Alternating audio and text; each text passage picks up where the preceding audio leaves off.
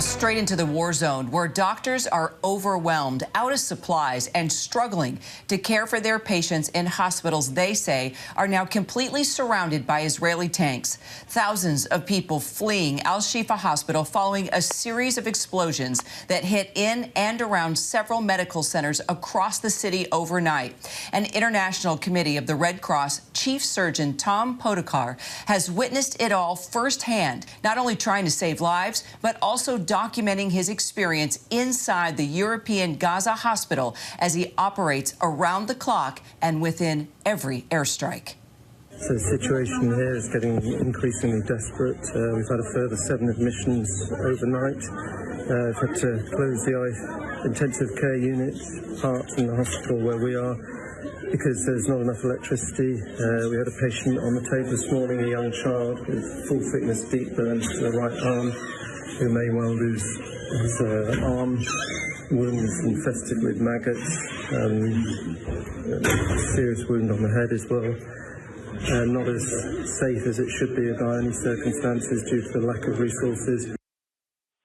Just a heart-wrenching description. Dr. Podokar joining me now by phone from South Gaza. Dr. Podokar, you have been in surgeries, I know, all day long. Can you start by just describing what it's been like in the hospital for you today? Yeah, thanks for asking me. Yes, so well, it's been a busy day. We had numerous dressing changes to do for the many burns patients we have here, not done under ideal circumstances, but we just have to do the best we can. I mean, the way we're treating burns is really stepping back 40, 50 years. You know, obviously we're in for about 12 hours of the day, but it's relentless, you know, and it's just not slowing down at all. And I know that you have been treating a lot of children with those burns. I know they've been pulled from the rubble. They've been coming in to your operating room. It's heart-wrenching just to read your descriptions of these kids. But, Doctor, if you don't mind, could you please humanize these children for us and tell us what you've witnessed? Yeah, I mean, they're just terribly sad stories, and every day brings new ones. I mean, the youngest we have with burn injuries is 4 months old, and then children of all ages, a lot of toddlers, sort of 2-3-year-olds, and more those going up to more, obviously a little bit older. A lot of them have burns involving the face as well, and the limbs. These could be quite deep burns, as I say, so will lead to significant scarring potentially in the future if they actually survive.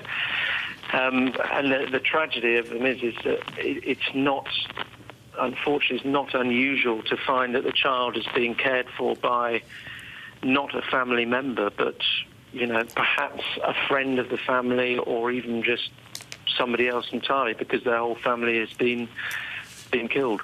And that, unfortunately, is not a sort of one-off case. That's quite a regular occurrence. We have a lovely gentleman who's been carrying a small baby around for the last few days. Every day he comes up to us. We've been doing dressing changes on this child under general anaesthetic, and I'm pleased to say in this case, because they were not too deep, he's pulling through, he's getting better.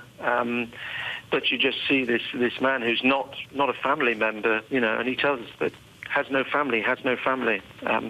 This child is 2 years old. How has this medical mission impacted you, not just as a doctor, but a human being? Well, I've been to Gaza many times in the past, and I have, it is never. This is far worse. It's a completely different stratosphere from how I've ever come across it before, and that includes being here in 2021 for the short conflict, then in 2018 for those injured by gunshot wounds on the Great March of Return. But this is a completely different scenario, and of course it's